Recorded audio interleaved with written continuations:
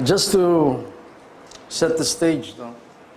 You remember from last time, we talked about, and this is the way Pastor EJ summarized and recapped our first session. You remember the subject, the title we gave it was Godly Male Leadership is a Must. And the underlying principle is God is completely sovereign and man is completely responsible. We started to see that, if you'll recall, if you're from GFC, you recall that we started to see that very early when we were in 2 Peter. We asked the question, is God sovereign? And the answer to that, of course, is yes, a resounding yes, God is sovereign. At nawawala yan. Okay? And of course, that's very clearly seen in the scriptures. You see that in Romans chapter 9, for instance. From verses 14 to 16, what shall we say then? There is no injustice with God, is there? May it never be, he says to Moses. I will have mercy on whom I will have mercy, and I will have compassion on whom I have compassion. So it does not depend on the man who wills or the man who runs, but on God who has mercy. Now, that's very, very clear. I don't think we need to even explain that. God is sovereign. And that's illustrated again and again in the choices that God makes. John chapter 4, from 46 to 54. Those of weak faith, like the nobleman who had his sick son who was dying. Or if you take a look at 1 Corinthians chapter 1, from verses 27 to 28, the not so wise. He chooses the not so wise, he chooses the weak, he chooses the foolish. And in fact, that's exemplified by many of the apostles. And then when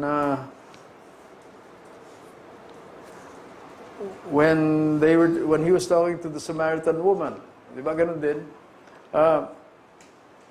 He chooses the most improbable sinners to save. Exemplified by that Samaritan woman. She was an outcast among outcasts, a sinner, one of the bottom dwellers of society. And if you'll recall John chapter 4 from verse 9, at saka 27, it says there, how is it that you, being a Jew, she said to Jesus, ask me for a drink when I'm a Samaritan woman. And his disciples came from buying food in town, and they were amazed that he had been speaking with a woman. And yet, no one said, what do you seek? You know, why do you speak with her? Yan ang sabi niya sa kanila. Sige, Jesus. And then the question, we know God is sovereign, but is man responsible? These are the classic questions that we constantly keep hearing. And what's the answer to that? God is sovereign, yes. Is man responsible? What's the answer to that? Yes. Di ba? So it's both yes. And we see that also very clearly. Let me give you some passages that very clearly say that. Romans chapter 6, 12 to 13. Therefore, do not let sin reign in your mortal body, so that you obey its lusts. Do not go on presenting the members of your body to sin as instruments of unrighteousness, but present yourselves to God as those alive from the dead, and your members as instruments of righteousness to God. Or Romans chapter 12, very familiar passage from 1 to 2. I urge you by the mercies of God to present your bodies a living and holy sacrifice acceptable to God, which is your spiritual service of worship. Do not be conformed to this world, but be transformed by the renewing of your mind. So that you may prove what the will of God is, that which is good, acceptable, and perfect. Flicker. So the question, is man responsible? The answer is yes, but this time we say that not so confidently, at least in our rather feeble minds. But that's exactly what we see the Bible say again and again. 2 Peter summarizes it for us. 2 Peter chapter 1, 5 to 11. It says, applying all diligence in your faith, supply moral excellence. In your moral excellence, knowledge. In your knowledge, self-control. In your self-control, perseverance. In your perseverance, godliness. In your godliness, brotherly kindness. In your brotherly kindness, love. So here's the bottom line, guys. God is completely sovereign, yet man is completely responsible. That's a logically outrageous statement, isn't it? And it brings up all kinds of questions and implications. Questions that have driven many people over the years to distraction, even unbelief. That's because we are, the best of us, simply unable to grasp how man can be completely responsible when God is completely sovereign. And that's because what is crystal clear in the mind of God, in God's infinite mind, it's incomprehensible to our puny and feeble little minds. Well, this morning, we're going to see those same themes playing out. But this time, we'll see them playing out in these ever-contentious discussions of nature versus nurture. Nature versus nurture. Okay? And not to give it away, let me just point out that up front, practically all these studies and devotions that we're doing in Men of the Word, at least in this first series, those are the overall, the overarching content and context and authorial intent. But enough said. Let's start with again, another tragic, heartbreaking, and true-to-life story, just like we did the first time. It's a story that all fathers and leaders of households, or indeed any heads or leaders of important spiritual or secular institutions, we really ought to burn these stories in our heads, in our hearts. It's painstakingly told over 7 long chapters in 2 Samuel, from chapter 13 all the way to 20. And because the history is so long and so drawn out, very many people read through without the attention that deserves and miss the staggeringly important lessons that it brings to us. It's the true-to-life story of Absalom. Absalom, the one son who came closest to usurping the kingdom from King David. David is, I told you last time, the Bible's foremost example of failed fathering. He failed miserably with practically all of his children. But Absalom was the son who grabbed at his heart the most. His failure with Absalom actually breaks your heart, just like it broke his heart more than any of the others. It starts out with Absalom righteously angered when his sister, his full sister, Tamar, is raped by Amnon, his half-brother, who was David's firstborn. I gave you a synopsis, if you remember last time, those of you who were here. Well, let's read the first part of that story in 2 Samuel chapter 13. We find it in verses 1 to 23, medyo mahaba, but I'll read through slowly, just so that we can all digest. Okay? Verse 1. Absalom, son of David, had a beautiful sister whose name was Tamar. And Amnon, the son of David, loved her. Amnon was so frustrated because of his sister Tamar that he made himself ill, for she was a virgin, and it seemed hard to Amnon to do anything to her. But Amnon had a friend whose name was Jonadab, the son of Shimei, David's brother. And Jonadab was a very shrewd man. He said to him, O son of the king, why are you so depressed this morning? Will you not tell me? And then Amnon said to him, I am in love with Tamar, the sister of my brother Absalom. Jonadab then said to him, lie down on your bed, pretend to be ill, and when your father comes to see you, say to him, please, let my sister Tamar come and give me some food to eat, and let her prepare the food in my sight, that I may see it and eat from her hand. And then it says in verse 6, so Amnon lay down, pretended to be ill, and when the king came to see him, Amnon said to the king, "Please let my sister Tamar come and make me a couple of cakes in my sight, that I may eat from her hand." And, verse 7, David sent to the house for Tamar, saying, "Go now to your brother Amnon's house, prepare food for him." So, verse 8, Tamar went to her brother Amnon's house, and he was lying down. She took dough, kneaded it, made cakes in his sight, and baked the cakes. She took the pan, dished them out before him, but he refused to eat. And Amnon said, "Have everyone go out from me." So everyone went out from him. Verse 10, then Amnon said to Tamar, "Bring the food into the bedroom, that I may eat from your hand." So Tamar took the cakes which she had made and brought them into the bedroom to her brother Amnon. When she brought them to him to eat, he took hold of her and said to her, "Come lie with me, my sister." But she answered him, "No, my brother, do not violate me, for such a thing is not done in Israel. Do not do this disgraceful thing," she said. Verse 13, "As for me, where could I get rid of my reproach? And as for you, you will be like one of the fools in Israel. Now therefore, please speak to the king, for he will not withhold me from you." However, he would not listen to her, since he was stronger than she. He violated her and lay with her. The wording there is literally, he raped her. That's in the original language. And then Amnon hated her, verse 15, hated her with a great hatred, for the hatred which he hated her was greater than the love with which he had loved her. And Amnon said to her, "Get up, go away." But she said to him, "No, because this wrong in sending me away is greater than the other that you have done to me." Yet he would not listen to her.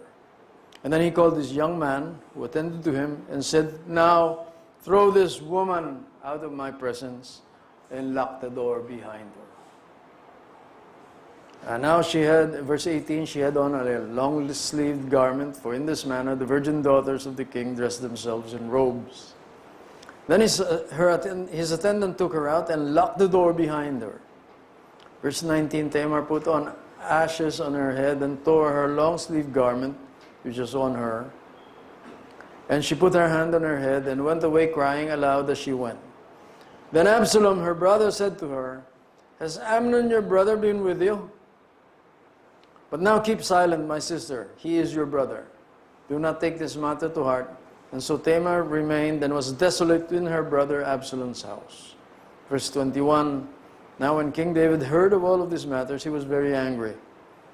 But Absalom did not speak to Amnon, either good or bad, for Absalom hated Amnon because he had violated his sister Tamar. A terrible story, isn't it? Now, here's the first important man is completely responsible problem. If you read through there, it's quite clear that David was very, very angry. He was infuriated. Verse 21 says he was very angry. But here's the thing, between the lines, and other than that, you get the sense that David remained impassive through all of the ensuing scandal. You don't hear from him, you don't see that he did anything.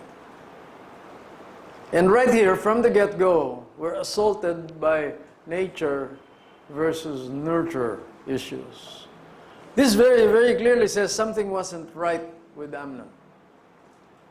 Verse 22, Amnon was so frustrated because his sister he says he made himself ill, for she was a virgin. So, there was something wrong with this guy. He was like a wild animal, wasn't he? You know, he couldn't contain his lust. And then it also says that Absalom, like many of us, by the way, was given to bitterness and brooding. He had enough control to keep it all hidden away, but he very clearly hated Amnon after this. But Absalom did not speak to Amnon. It says in verse 22, either good or bad, but hated him, for he had violated his sister Tamar. Let me just give you an aside here before we start talking about this. Some writers suggest that Absalom had serious other problems. This was because he was firstborn, he was higher up in the chain of succession, in the line of succession, and they say that there was something else happening behind the scenes here. Now that could be true, but that's speculative. And it's not really warranted, in my view, in any of these texts. What is clear, and clearer even in the ensuing text, which we shall read later, is that Absalom was a scheming, vindictive type who, when provoked, can even become murderous. That sounds family, isn't it? Aring tatay, no? Now, I'm going to pause here. Maybe I can have my sandwich while you guys think about this. But let's ask ourselves the hard questions that this text poses. These are hard questions. We have here more cases of ghastly sons, just like we looked at last time we were here. Last time we looked at Hophni and Phinehas, the sons, and then we looked at the sons of Samuel, not as much as we looked at Hophni and Phinehas, the sons of Eli. Those kids were terrible kids. They were not exactly your ideal pastor's kids. But here's the question. Did God make them that way? Did God make them that way? Hophni, Phinehas, the sons of Samuel, and now Amnon and Absalom. Did God make them that way? That's the classic nature over nurture proposition. God made them that way. And He's sovereign, remember, completely. Did God make them that way? Can somebody give me an answer to that? Yes or no? Did God make them that way? No. Anybody want to say yes? Not a trick question, guys. Did God make them that way? God did make them, didn't He? He created all men. Yeah. Sorry? Is there a difference between making and allowing? Making and allowing. He made them. I somehow think you have an answer to that, don't you, Jerry? Allowed them. Okay. So I think, Dennis, that God made him in the image of God, which we know, but then after that it fell away. Was God responsible for the actions and for the what was wrong with Amnon? Was He responsible for that? What about for Hophni and Phinehas? Was He responsible for that? Didn't. It's quite obvious, di ba? Wasn't responsible for any of those. Otherwise, you say He's responsible for the sin. And God cannot sin, so He cannot be responsible. Correct? Now here, you begin to grapple with this because you find that when... We discussed this, you remember last time? When someone has done all that he can, or at least he thinks he can or could have done, and still that child goes wrong, who's responsible for that? I have a question. Wasn't David sort of cursed after he slept with Bathsheba? I'm sorry, Paul. You're going to have to speak without that thing in your mouth. Because hindi kita marinig halos. Let me read your lips. Go ahead. No, Say. I mean, after David committed the sin with Bathsheba, wasn't he cursed with aren't these fruits of his, the consequences of his sin? So in a way, it's David's reaping what he sowed. David was what? This is reaping what he sowed. So Reaping, yes. Yeah, so Except the fact that we know that David was a strong man for God. David, cherished. David was a man of God's heart. So that was the priority with David. He was really, really a man for God's heart. And yes, he did sin. But anyway, this is about David. I guess it's about Absalom. So I guess what I'm trying to say there, in answer to your question, is that God's not responsible. No, because God created David and Absalom in the image of him. But we're flawed and therefore fell away. Who's responsible for Absalom's behaviour? Well, I guess. Okay, there's somebody who can't wait to get into this discussion. Alvin. Because the topic is about nature and nurture. And are we assuming now that Amnon is a believer? Let's assume he is. Then his responsibility is to nurture himself. Without nurturing himself, then the effect that we see, even in our lives, if we don't nurture ourselves. So my question, can I assume now then that they're not believers? So what's the responsibility of now David for they don't even understand what God is saying to them? So my question, that's basically the question. Well, that's an interesting question. You are responsible for your actions, are you not? Amnon was responsible. Phineas and Hophni, they were responsible. But the question really is, to what extent was the father responsible? He was responsible too, was he not? Yes. I think I submit that you have to look back. You have to look back at childhood life of Amnon and Absalom. And even Tamar. He's a guy, he's a man who is recognized as a man of God's own heart. But he has so many wives. Okay. And probably so many kids as well. The question really is how much time did David dedicate in nurturing his son to become godly?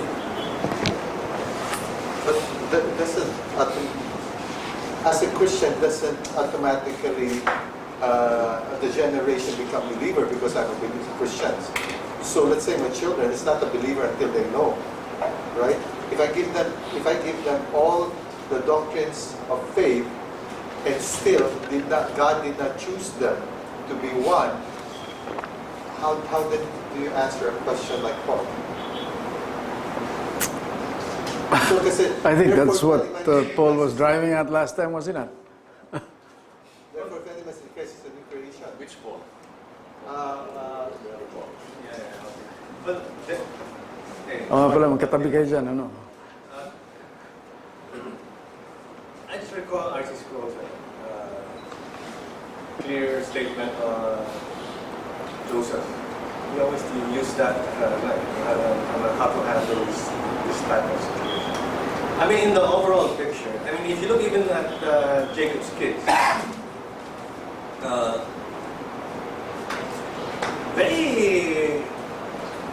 they actually performed it with their own intent of doing evil. But yet, like what Joseph said, you did it for evil, but God meant it for good. I mean, in the realm of things, that's the whole redemptive story going to begin again, right? I mean, from Egypt and everything. But it's like what you said, God's sovereignty and man's responsibility.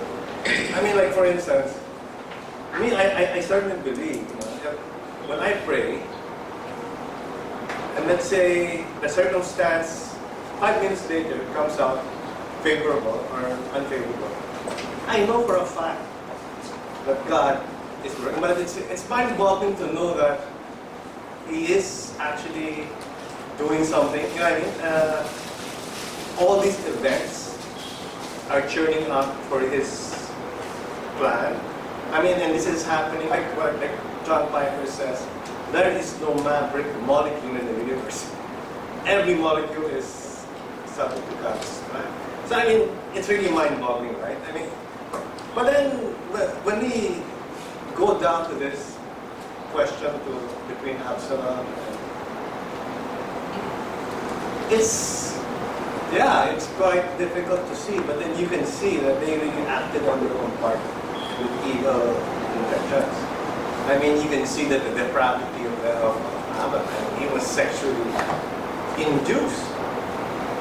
I mean, everybody can see that. You know, but, so, yeah, tricky question.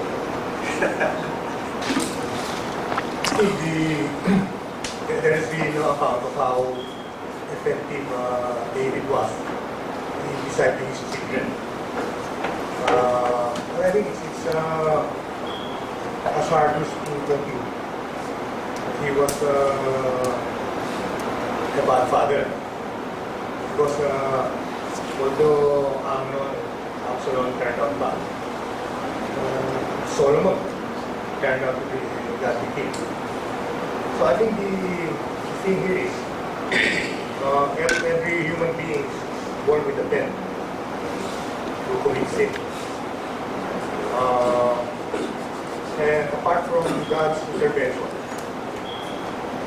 that person will continue to go on that path.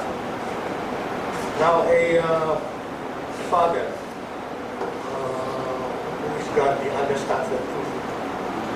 And he will diligently try to teach his children the precepts of God. But how the child will respond is defaulted to sin until God intervenes. So in the end, it's the sovereignty of God and man's responsibility to, as you say, nurture. That's true. But there is no indication at all in the Bible that it's cause and effect. Because you have good kings like Hezekiah and Josiah, and they turn out to be good kings. So I guess we're back to square one. That's your conclusion? We're back to square one? Yeah. It's square one is the proof that we cannot unbundle our finite minds. We cannot really grasp it. Hey, you guys, we're not going to let him get away with that, are you? Okay. We are all created in God's image. But we are all fallen people. Yan naman sinasabi niya. Yeah, exactly. And so I just want to add to that. With a tendency to do evil if we are not nurtured properly. And I go back to what I said earlier. That I think you have to look back at how these men, these boys, if you like, were nurtured by David. How were they nurtured when they were small? Did David have the time to do it? I doubt it. Discipleship. And you were going to say, Alvin? I was just thinking, kasi, okay, David, I would agree, may responsibility siya sa panganak niya. Yung mga anak niya, responsible also, right? Oh. Considering the fact that dad is not performing his duties and responsibilities, there's a responsibility on the children, knowing for the fact that they're believers, that it clearly says in Scripture that you cannot blame the father, right? For the reason that God who began a good work in you, it is not the father who will perfect it, but God. So the change of life is basically the nurturing side. That's how I understand. The what is what? What's the last statement? The nurturing of the son is the children is their responsibility, because that's where it comes from. You cannot go ahead and blame the father and say, because you didn't do your duty, that's why I'm like this. Hindi naman yata dinideny ni Tony that the nurturing is the responsibility of the father. Yes, but there is... What he's just saying is that all men have this tendency towards sin. That's total depravity, di ba? Yeah, that's what. Just for instance, the ordinary workings of the human mind, when you apply it to what's happening in the body, just doesn't compute. For instance, Solomon knew that he was the fruit of David's Sin. sin And Bathsheba. So from a human standpoint, you would conclude that Solomon would have a bigger, animalistic attitude for what they stood for, and possibly enemy of God. I'm sure it would be awkward for David to call Solomon. Come here, Solomon, let's have Bible study. Because he has zero credibility. But Solomon, when David died, he saw the things of God. God even lauded him for putting God over and above things. So I think we just have to accept that as fathers,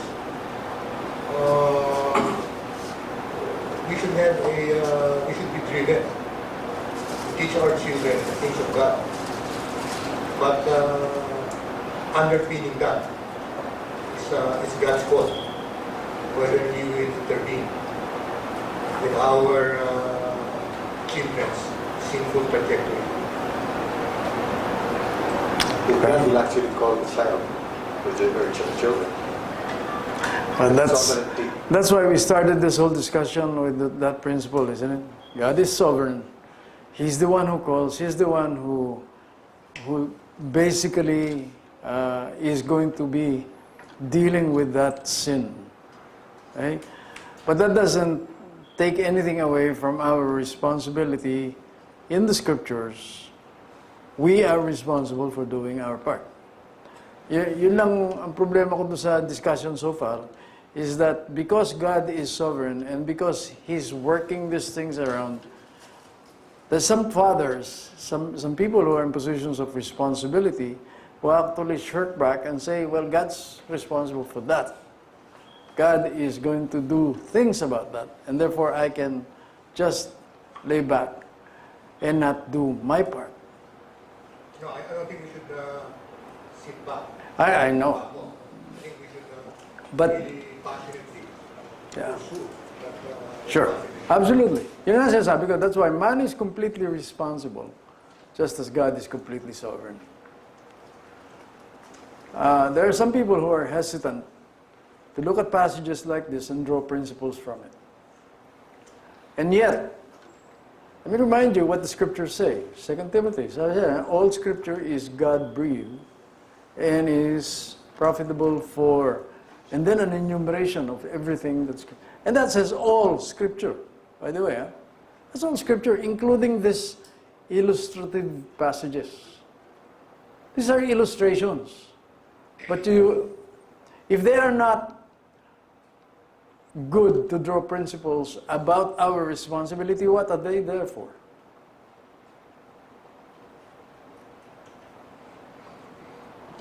In this case, if you look at David,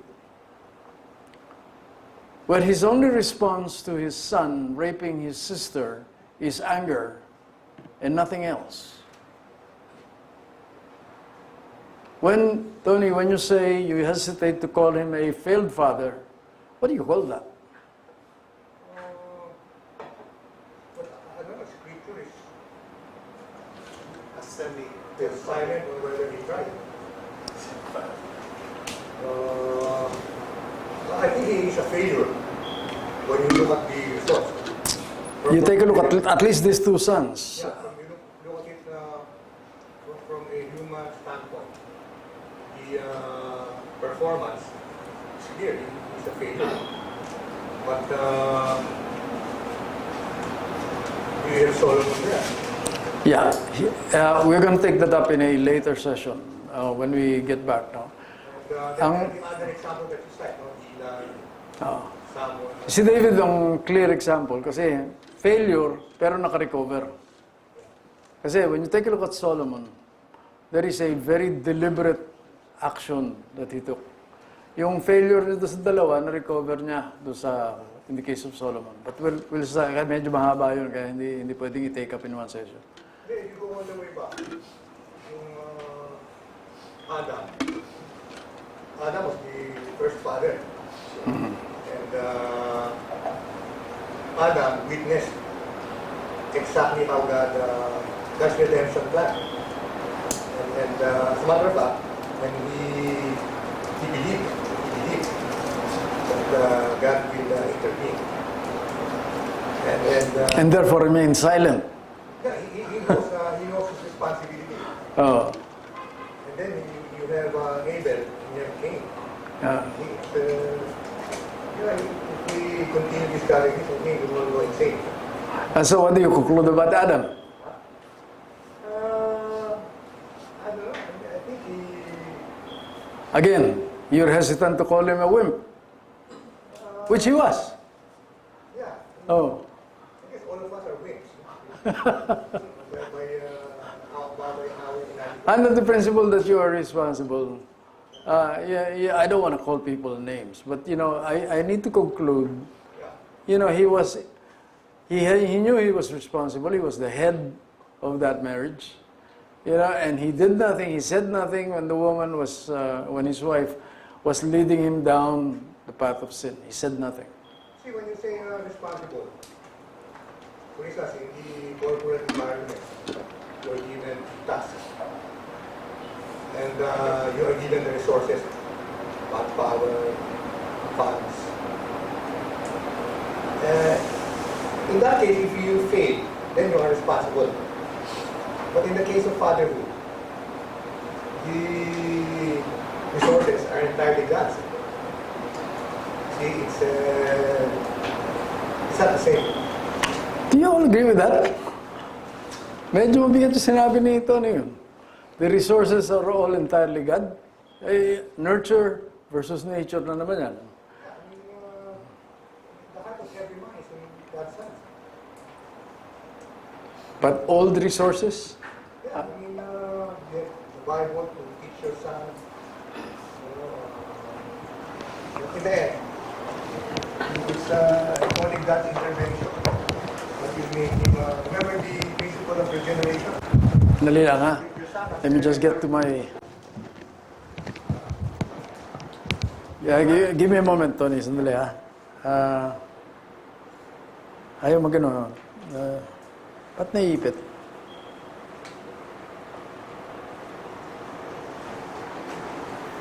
Ano mo nagmans eh?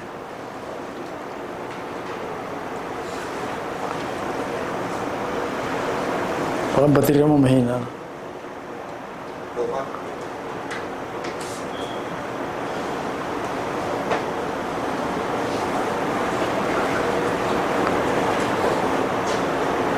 Okay, there's a lot, okay? When you say about didn't have resources, I want you to know, you actually know this, except that you don't put it together, okay? There are so many scriptures that very clearly describe our responsibility, okay?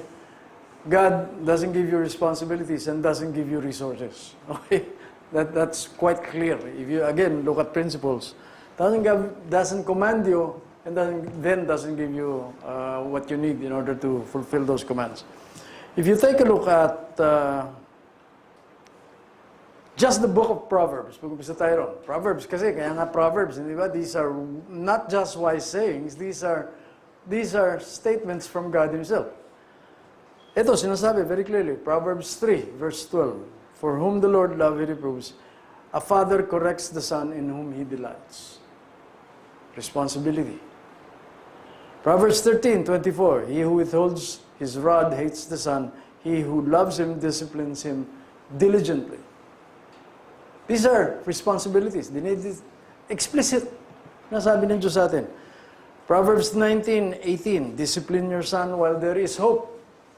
Do not desire his death. Proverbs 22, verse 50, foolishness is bound up in the heart of a child, the rod of discipline will remove it.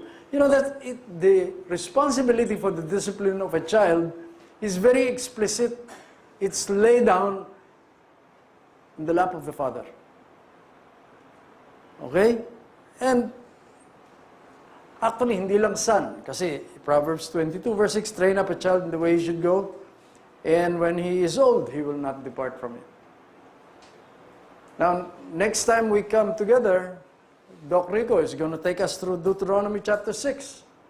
E doon, mas explicit pa.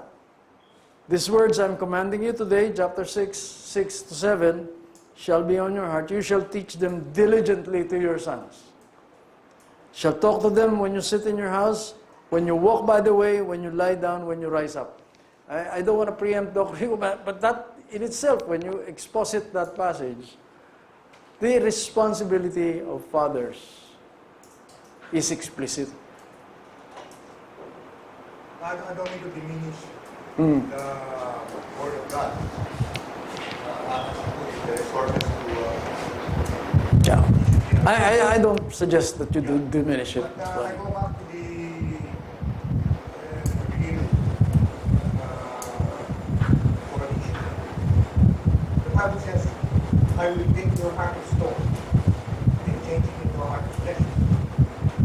And that's the only time that a human being begin to Yes. accept Scripture's truth and begin to change. Yun naman sinasabi ni at saka ni Alvin. Yeah. Paul at saka ni Alvin. Sinasabi. There's no regeneration. It's, And that's not your responsibility. That's what you're saying. Tama yun. Because nobody can change the heart of somebody. But that doesn't stop God from saying you're still responsible. Yun ang sinasabi ko eh. God is sovereign. He lays the responsibility on you. He is responsible for the salvation of someone. If He chooses to save someone, fine. If He doesn't choose to save someone, wala kang magagawa dun. That's only God can do that. Now you can share the gospel. You can do everything that Deuteronomy says. When you lie down, when you sit, you can be reading the word. But if God didn't soften the heart of that kid, didn't call him to start with, and only He can do that. That's John 6. We're studying that. Unless the Father draws somebody. Diba? But that doesn't diminish one bit the responsibility of Father. Just like it didn't diminish the responsibility of Adam. Ano sinasabi ko? God is sovereign, but we are responsible. Anybody want to take issue with that? Baka masyadong malakas na dating eh. Yeah, but we talk about Adam, and we sort of fault Adam for what he did. But isn't that part of God's redemptive plan? Yun naman sinasabi niya, ni Paul. It's all part of the redemption. I do not deny that one bit. It was God's redemptive plan. In the same manner, nung pinag-uusapan namin sa elders to, they were hesitant to go and use this as these illustrations. Sabi nila kasi, ang sweep ng scripture, in the case of David, despite all of these failings, David was a man, ang summary he's a man after God's own heart. Kaya sabi niya, pinakikita raw ito lahat. And I do not hesitate to share that with you guys because that's true. The elders are convinced that the sweep of all of these stories and all of these illustrations, anecdotes about the life of David, is to show you this guy was a man. He had failings, he had serious failings, serious sin in his life, and yet, etong pinuntahan. Okay? Ang tanong ko lang doon, wala ba tayong matututunan dito sa mga illustration na to? Other than that. Because while I agree that that's the sweep, there are other things that are taught by these illustrations, specifically on the responsibility. Not of God's, It teaches us about how God treats this and how God is sovereign. But we have specific responsibilities. Which if you fail in those responsibilities, you're gonna be in deep trouble with your family, I assure you. Yeah. So, I just dawned upon me, this is that classic example, age-old argument between predestination and free will. But at the end of the day, whether we like it or else, our mandate is to obey. yeah. Well, you just summarized Romans chapter 9, didn't you? Yun nga yun eh. Di ba? It is,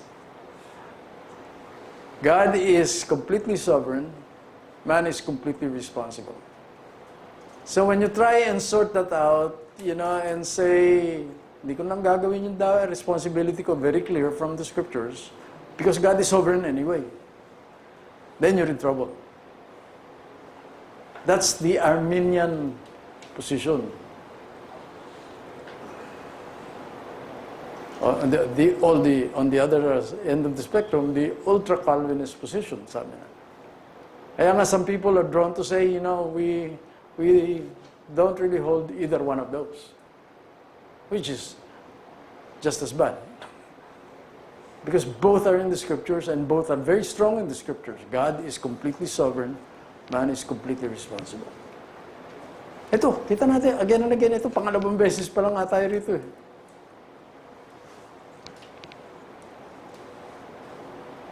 I've done this in retreats, guys, and a lot of men actually react exactly the same way that some of you are reacting. But God uses these events and does His plan. I don't think anyone ought to and can deny that. He does use, and that's declared in the scriptures. But does that diminish our responsibility, people? Does it diminish the responsibility of David for not saying anything, just got angry? Wala siyang ginawa. Tignan niyo ito yung story na binasa natin. He did nothing. Did he not? Are you saying, the reason that the elders were hesitant is, can we draw the principle that because he was silent, that he was irresponsible? I think so, but that's my position. Now you're going to have to make that decision for yourself. If you say nothing and your child is going in a direction that you need to do something about, if you do nothing and just get angry, ano mangyayari? Are you responsible for what happens? Ang sagot. Dennis, I agree with you in the sense when you said, I think David he didn't say very much about about his son, and that's his failing. I agree with that. And I think the irony of the situation with David, and I've often struggled with this, the fact that David is a bit of a mixed bag there. He was a great king, he was a great leader, and he was a man after God's heart, and yet his life was a mess. Personally, he was full of sin. And this is just another example, the one you brought up there, how he just didn't say anything really to reprimand and discipline his son. David's response was rather appalling, considering what happened. But that was typical of David for his personal life. I'm sorry, you're going to have to speak a little slower for me because your English is kind of different in our ears. So. Yes. That was typical of David, this irresponsible typical. Of his, and his irresponsible manner in which he dealt with his son who had committed such a sin. That was quite typical of David in his personal life. It was the strange thing about David being a great king, a great leader, but a bad leader of his house, a bad father. Okay, now you said that. Some people are hesitant to say that. But I don't hesitate to conclude, at least in this part of his life, that he was a bad father. I don't. You know why I say that? In fact, we can go through the dialogue and you'll see it. Let me see. Here's the sequel. Okay, let me read it to you, okay? We read up to 23 in 2 Samuel 13. Here's what 24 to 28 says. Absalom came to the king, and he said, "Behold now, your servant has sheep shearers. Please let the king and his servants go with your servant." But the king said to Absalom, "No, my son, we should not all go, for we will be burdensome to you." Although he urged him, he would not go, but blessed him. And then Absalom said, "If not, please let my brother Amnon go with us." And the king said to him, "Why should he go with you?" But when Absalom urged him, he let Amnon and all the king's sons go with him. And 28 says, Absalom commanded his servants, saying, "See now, when Amnon's heart is merry with wine, and when I say to you, strike Amnon, then put him to death." Now, look carefully at what that sequel says. Okay? David senses there's something wrong here. Did he not?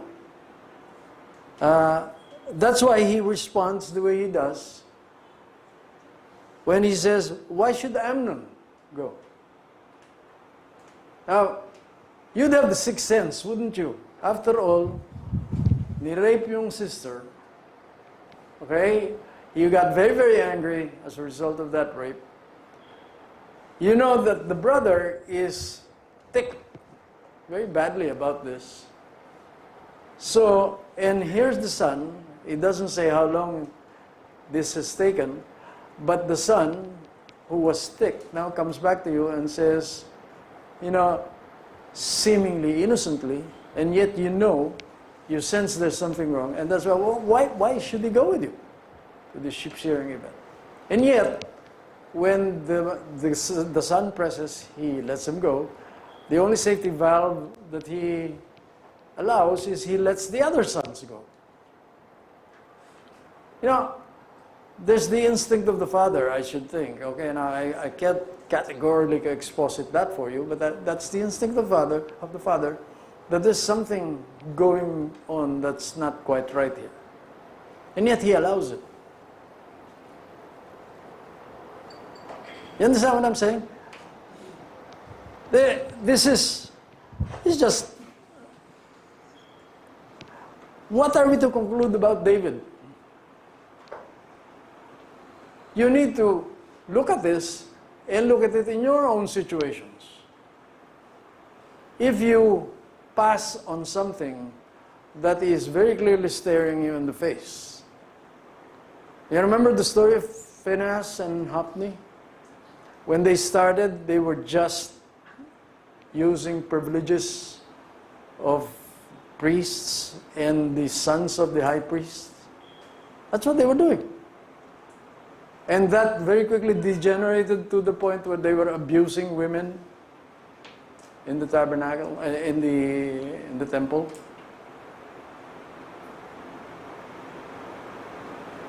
You know, there are explicit responsibilities of the father. In that particular case, Eli said nothing.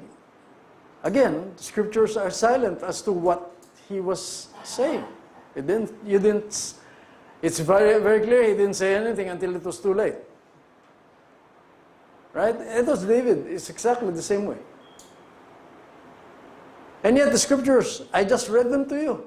You are to discipline your children. Discipline your children. Yes? So, what's the bottom line in 2018 now, having the kind of situation? Do you just tell your children that so disobedient? You did your part, so disobedient. You say to them no allowance, or let's say if it's old enough, kick them out of the house. Then where do you participate, where do you put in forgiveness, love, being pragmatic about all the situation here? And say, Lord, alis mo sa bahay ko na mala. Where's this responsibility? I know your problem. How do you now apply what we've learned here to the present situation where if you have a son that's bilis naman out of line? That is a question on the table. That's a good question. You all have experiences, you know, right?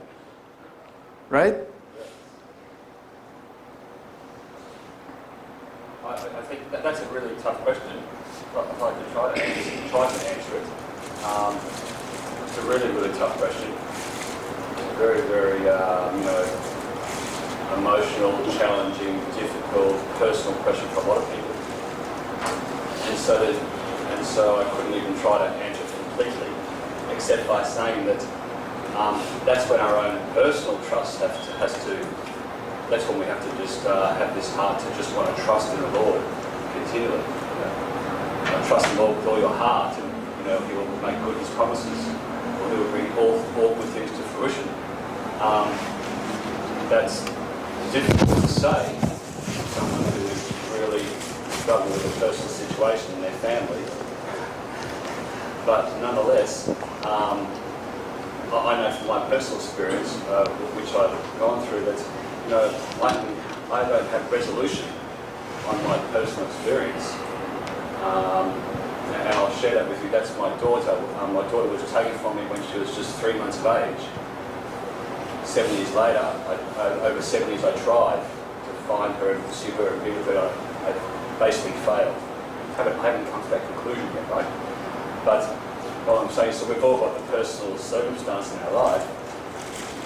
We don't see we don't necessarily get to the point where we go, oh no, this is a good outcome now, praise God. Although we want to, we want to. So I think in answer to your question, my friend, is that when we're in our house and we have been a good leader in our house, or we have been a good father in our house, and yet, despite God's sovereignty and despite our own responsibilities and efforts, things seem not to be going proper, we still trust in the Lord. We still need to trust the Lord.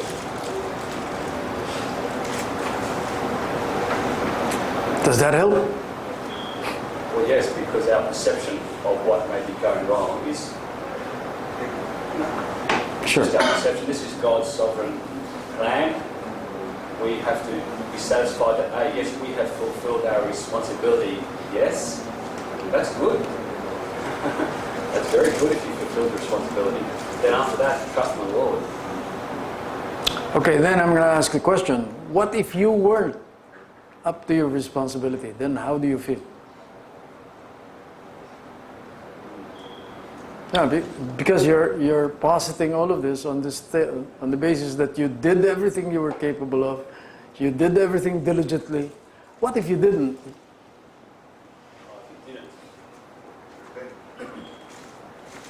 Yeah, I think that's a moment in time to.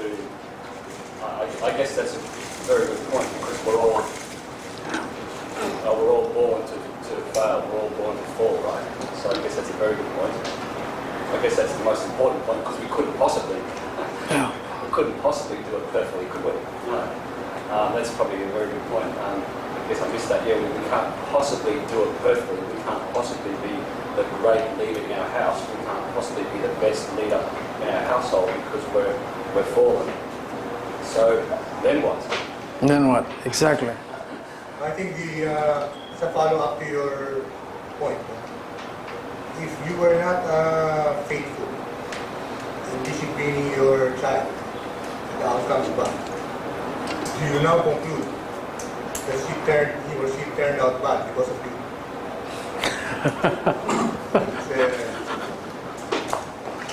I think that's taking too much credit. Okay, I haven't concluded that, okay? I just want to make that clear. All right.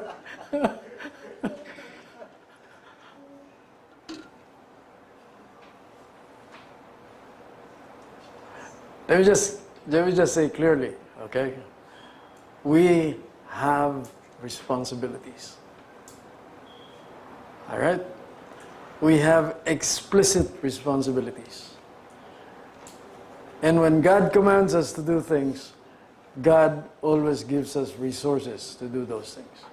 Now you have to believe that, you have to trust, as he was saying, that He's going to do that. Now, you go to that thing about not having done what you are responsible for. That's a question that you are going to face with God. Okay, you don't face that with us, all right? Because that ultimately you answer to God for. But if you go to the New Testament, I gather, I'm just going to tell you explicitly that, it says there, enigmatically, in very generic statements. Colossians, it says, you are to do this with your sons. You are not to exasperate them so that they do not lose heart. Diba? That's Colossians 3:21. You go to Ephesians in chapter 5, it says, do not exasperate them. And explicitly it says there, instead, you are to bring them up in the discipline and instruction of the Lord. Both those passages deserve exposition, which we will do that in sometime in this series. The reason I'm taking you through here, in this Old Testament passages, it sets the stage for those. You've heard of the saying, you look at the Old Testament through the lens of the New. Yung lens ng new, this is the lens of the new. This is the way God summarizes all of that in the New Testament. That's why if you started out believing, and now you only believe in the Old Testament like some of our old colleagues do, then how do you look through the lens?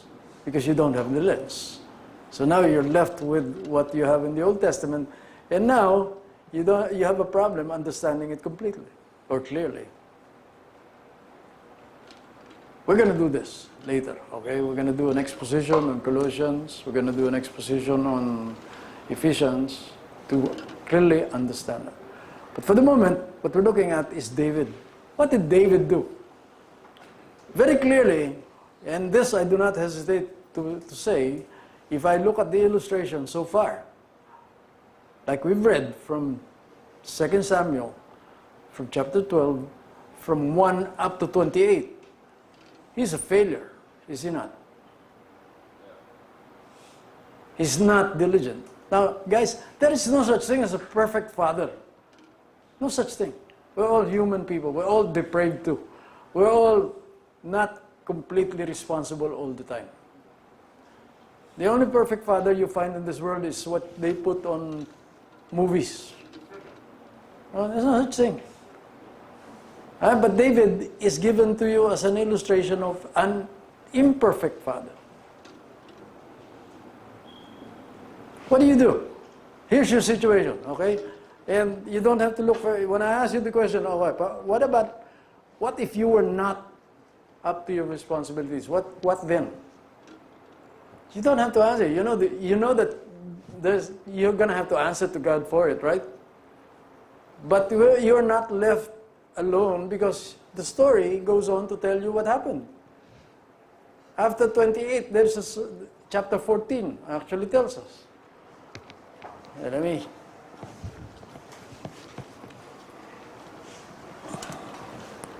I think I have this on the PowerPoint, no? If you go to chapter 14, this is after the murder now, okay? So tragic. But do you know that what follows is even more tragic? What follows is even more tragic. In the wake of that murder, Absalom flees. Okay? The murderer flees. And what was David's response? For 3 long years, what he does is he shuts Absalom out of his life. Shuts him out. Finally, all that, but for 3 long years, his heart actually longs for Absalom. We're told that here. And his heart longs to go out to Absalom, we're told. And finally, evidently responding to the tugging in his heart, he brings Absalom back to Jerusalem. But even so, when he brings him back, he refuses to see Absalom in Jerusalem now. So he was in exile for 3 years. He brings him back finally, and then refuses to see him, even when he's in Jerusalem.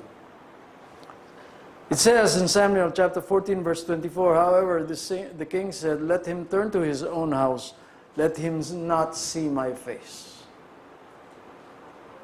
And this actually leads to the most poignant point in this account. We see Absalom desperately seeking an audience with David, only to be rebuffed again and again and again. And finally, David relents, but only after Absalom resorts to extreme measures.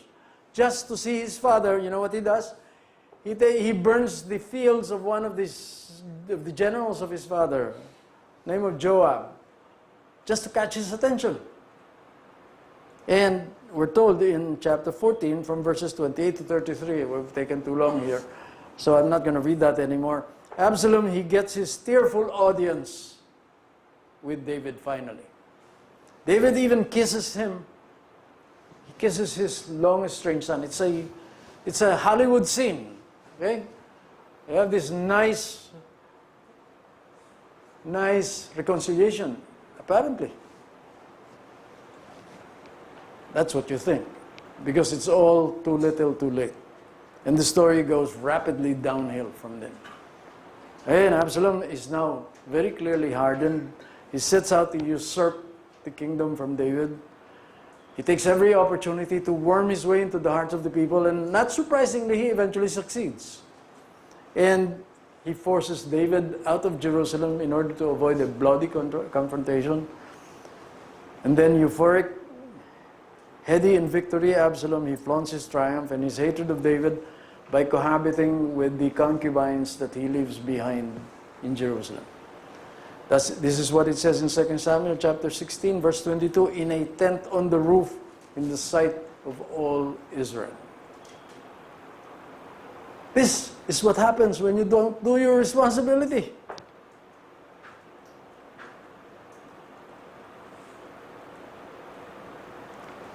You want to look for a surefire way to lose your son's heart? This is the way. When your son is feeling out of sorts, he's aggrieved, he's desperately in need of a heart-to-heart talk with you, a father and son talk, you ignore him. Ignore all of the signals. Go about your more important affairs, your job, your responsibilities to your work, and all of that. You do all of your urgent things. Set him aside. Eventually, he'll get so frustrated, maybe you won't have to deal with the unpleasantness of it all. And when he goes crazy, he steps over the line, punish him the harshest way possible. Now you didn't attend to him all the time. Now punish him harshly. And then cast him off. Okay? Tell him every which way you can think of that you're thoroughly disgusted with him. Tell him both by words and body language that you don't want to have anything to do with him. 3 years. And then you bring him back, a little bit, and then don't talk to him again. In no uncertain ways, tell him he's let you down. Tell him he's a big disappointment. It's a serious embarrassment. And most importantly, be sure that he knows he's forfeited any kind of tenderness, any kind of affection from you. That way, without a shadow of a doubt, he'll get everything that he deserves. And then brace yourself as you see the tragedy warned against in Colossians 3, verse 21, how that plays out before your very eyes.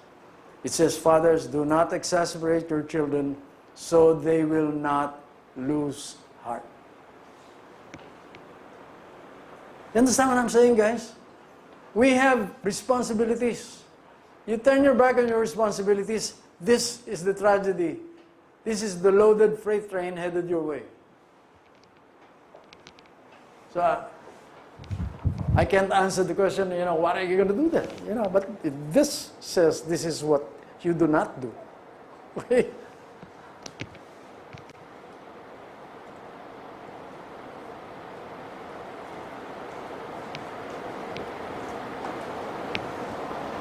I think I'll stop there and have my sandwich and let you go crazy over those thoughts. Asan yung sandwich ko, Rico?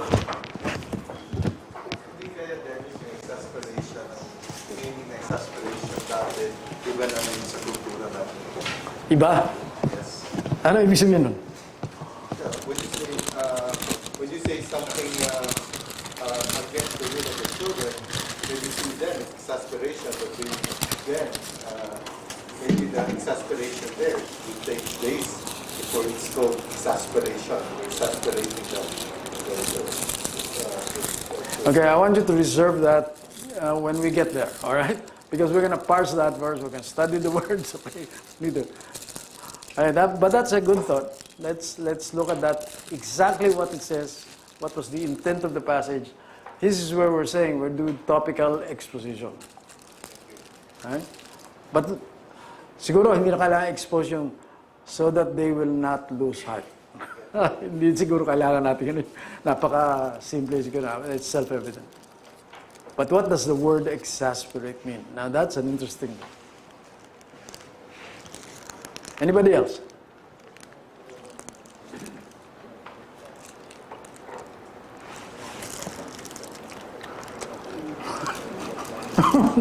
Sorry Pag ito na naman ako, pipistahan ko na naman ito. Ano mo?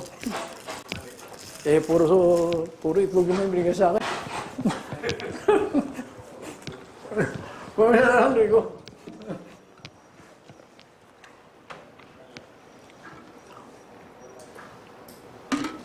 Dennis, Yes. David's story is really amazing. I mean, it's such. I mean, it's a paradox. He wrote so many great psalms, like Psalm 40. Absolutely. The Lord, the blessed of the man who trusts in the Lord. Yet here he is oblivious. He detaches himself to what's happening. I mean, in the Psalm he says, pray to the Lord. I mean, cry to the Lord, and God will hear your cry. But apparently here it's Seems heartless, no? yeah, Yeah. I can't see the connect here. Where's that guy who wrote the Psalms? I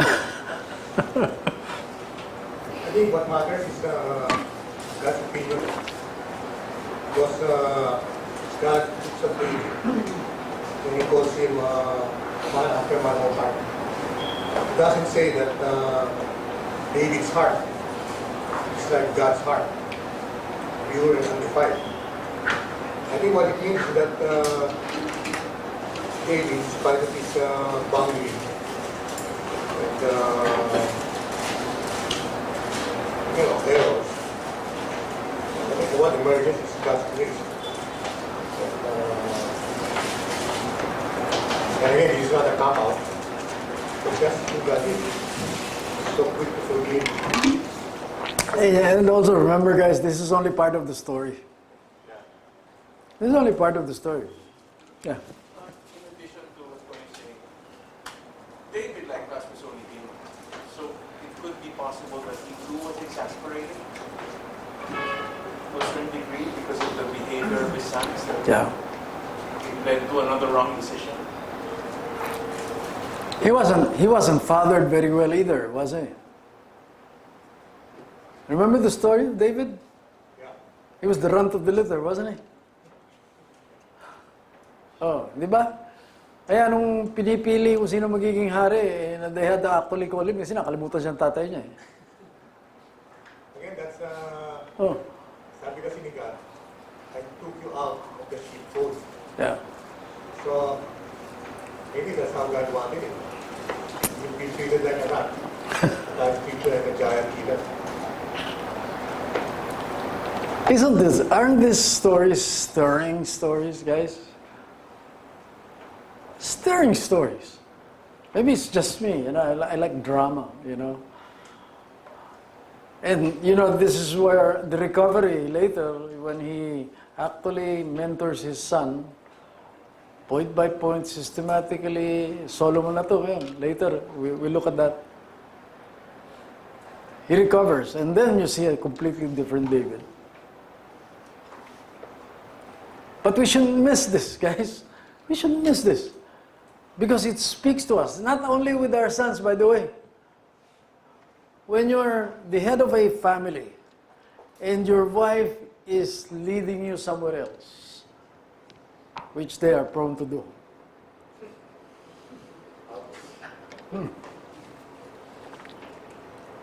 If you don't take a stand, you just get angry, you don't do anything. When you know that mali na yung pinupuntahan, this is exactly what you're courting. Ang gagalit na naman yung mga misis sa akin. But that's why we meet just with the men, okay? Should we play game? Sorry? Should we what?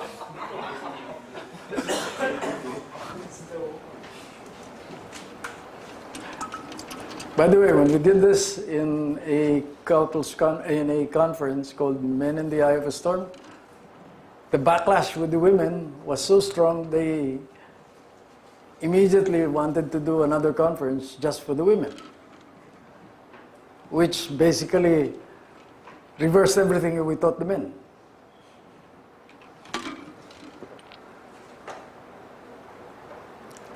Well, I think, Dennis, that despite David's failures here as a father, which are pretty clear, he was a great king. So I think it's okay for us to draw the parallels to our own life here. As you said just before, David was just human, That's all, just human, just like us.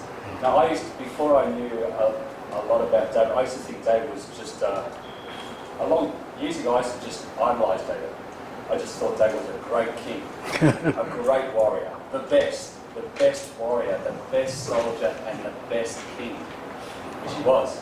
But he was a bad father, and initially that's hard to understand. It's just a paradox. But then after that, we can understand that, well, that's just normal, and in fact, that may be typify my own personal life or our own personal lives, because we may be working in our city, in our family, and we may be successful in our job like David was. We might even be the best in our job like David was. And we may even travel like David did. David travelled to the front line. We may even travel with our job all the time, just like David did. And we may be just worshipped by all the people who we work with, just like David was. But maybe our failures are at home. And maybe the way we're raising our children is not good at all. And we're actually doing really, really good in the workplace, like David, but not being responsible in the family side of things. I've met a lot of people like those, by the way. Yeah. I was part of a ministry in Northern California where that's the description of the men. They were the captains of industry in the United States. They were billionaires. Their children were all failures. But they were billionaires. They were captains of industry. They were admired, respected at work and by the world around them. But their families were failures. Yeah. Maybe my experience may be with you. I'm sorry, we can't hear you. May I add something? This our lost part. Maybe this incident that David God called him the man of Legaspi, but he paid for a lot. He paid for abuse of authority, absence of authority, because he sinned adultery. Yeah. But God forgives him. Is that significant? Isn't that some comfort? That despite our failures, God will do that? But I remind you, okay, because people take license with that, see? And say, okay naman, I will be forgiven anyway. There are consequences. Just like there are consequences to that sin with Bathsheba, there were consequences in all kinds of things.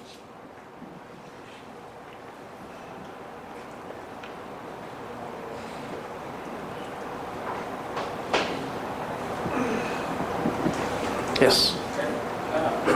Why do you think David silent? Why he was silent, you mean? That's a nice question. Anybody has a theory? Well, I don't have a theory, but I have a picture, if I can share it with you. It's just a picture that I saw on the news yesterday. It doesn't answer your question. Hopefully we can answer the question on this. And this isn't the answer. I'm just sort of saying how people can react differently to a crisis.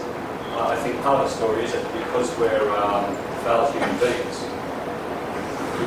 we need to have a heart like Christ. You know, that we need to have a heart like Christ. We need to want to be Christ-like in our behaviour, and that would probably manifest and look something like being full of the Spirit, or being full of the fruit of the Spirit, and our expression would be something like Christ. But praise the Lord. And David, when I say like that would manifest into being Christ-like or through the Spirit, like filled with love and patience and perseverance. And long suffering. Yeah, Christ-like too. yes. And that's very hard to do. But nonetheless, we can only try. Usually fail. So David's response, as we know, was to do very little about this terrible sin that his son had basically raped his sister. Well, basically, he had a sister, and the father's response was really poor. So I've got this picture to share with you from last night on the news. Now this isn't the best response, but it's stronger than David.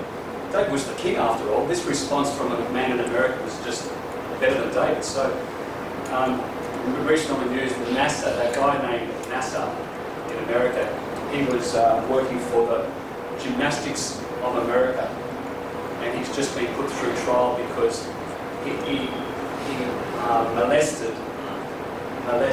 sexually molested 100 and something girls. 160 at last count. Yes. Yeah. Because he was the doctor of the Olympic team, and he had the trust of all these girls for many, many, many years. So with that aside, the response. So the courtroom, this father was in the courtroom, and his 3 daughters were all Olympic gymnastics girls, and they were all molested by this one doctor. So the father says to the court, "Can I have 5 minutes in a room with this NASA guy? Just the 2 of us, locked door." The judge says, "No, you can't." He says, "Okay, how about just 1 minute?" The judge says, "No." And then he ran across the court and had to take about maybe 10 meters to get to NASA. It happened in a second. He was just full of rage. He moved very, very, very quickly, and the camera was on him. He didn't make it. He fell about 1 meter short because the security grabbed him, right? But his response was very, very quickly to grab this guy, NASA. The response was more than David. That's all I'm saying. He was going to kill him? So I think there is that question is a good question. There was a book written, it's called The Silence of Adam. And the thesis is, men are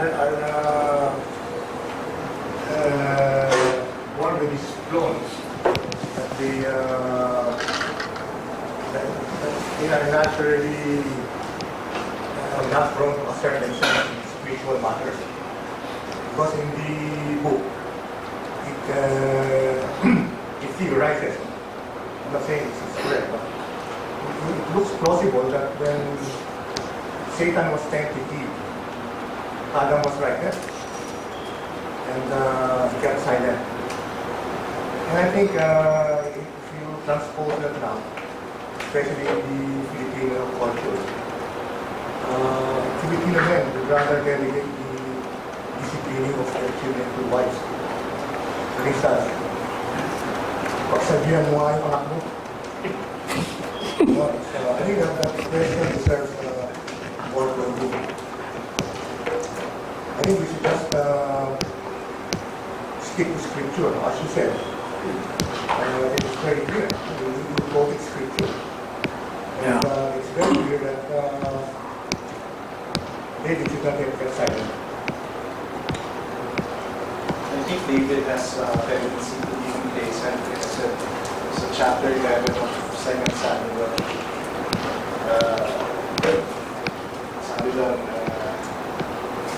In the spring of the year, the time when kings go out to battle, David sent Joab and his servants with him, all his world, and they ravaged the Ammonites and besieged Rabbah. But David remained at Jerusalem, so he has this tendency. Stayed behind. Complacent. You guys are all guessing. No, can I ask that another way? Why did David act? It's easy if the object is like work, right? If you mess up, fire you. It's part of your job. But if it's both your sons, It's another question because you love both of them. Maybe it's because of the object of Again, you have both his sons. As though- we're conjecturing. That's So, you mean, maybe he doesn't really know what to do. Giving him the benefit of the doubt. let me ask you guys, okay? Let's stay with scripture. What is the curse on the man as a result of the first sin? What is the curse on the man? How was man cursed by God as a result of the first sin? What? That's the curse. See, that's what everybody remembers. By the sweat of your brow. Is it going to be difficult to make a living? That's what we all say, all right? That's not the curse. Well, it is the curse, but it's not the whole curse. The whole curse is part of the curse on the woman. The woman is cursed, and it says, your desire shall be for your husband, and he shall rule over you. Right? The curse is that man will, from that point in time, be despotic in his relationship to his wife. Yung rule na yun is despotic rule. The word is despotic rule.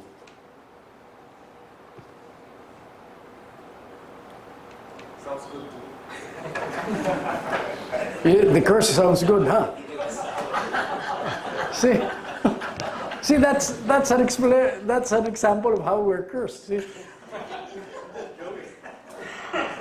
But no, the curse is that man, when it comes to the leadership, is cursed like that.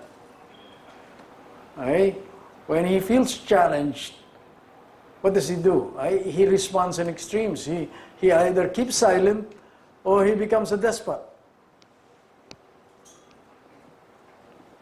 And I grant you, every day you get challenged by your wife, don't you? Amen.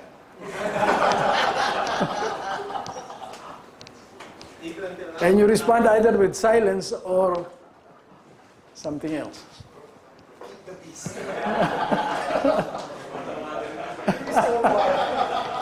Why is that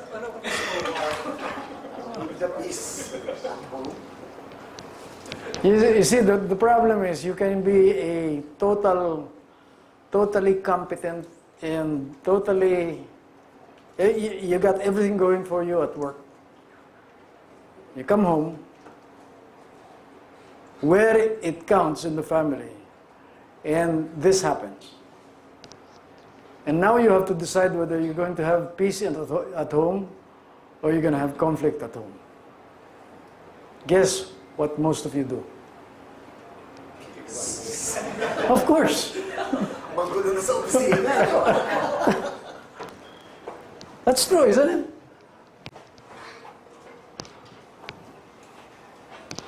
That's the curse, guys. See?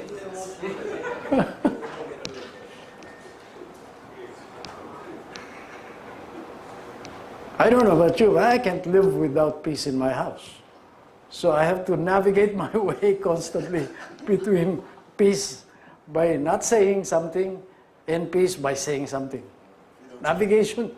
Mahirap na navigation niya. I don't know how you guys do that perfectly. I don't. All right? I feel you.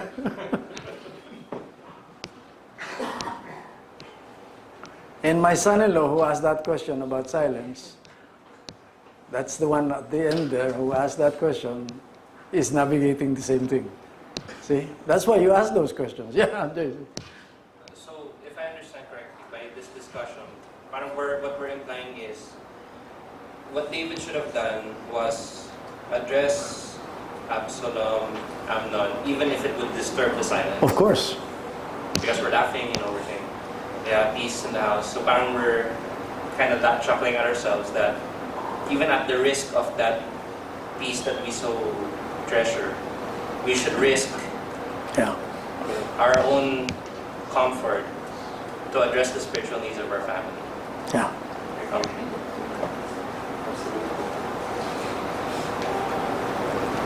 And it's your responsibility, guys. That's why you're the head of the family. That's why in the scriptures it says they are to line up behind you. That's the word submission, line up behind you.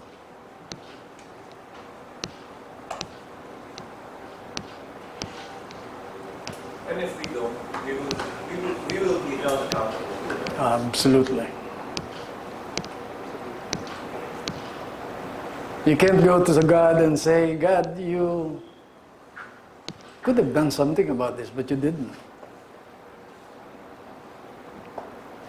Sometimes He does, but you can't go out and cop out like that. Because He laid the responsibility on us. And that's not an easy thing to do, lalo na pag medyo malakas din dating ng asawa mo. Or when you're navigating between children who are, going the wrong way. That's not an easy thing to do. I'd like to be like the boss at work and say, okay, stop it now. Okay? And then be the nice guy. Sometimes I do that. It's not an easy job.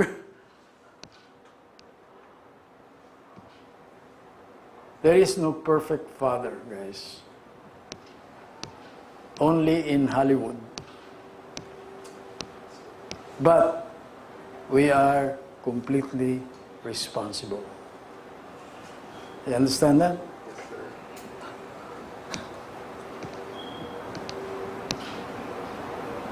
And we are out of time. Next time, Doc Rico going to walk us through, very, very carefully, through Deuteronomy chapter 6. I don't know what he's going to do. Whether he's going to take this format or going to do something else. That's his business, okay? I come back sometime in the future. We're still going to discuss what the timing is. But when I come back, I'll give you the other side of David. How he mentored and recovered with his son Solomon. Okay? Pastor George, you might like to go and summarize for us, prayer. Why don't we stand up and pray?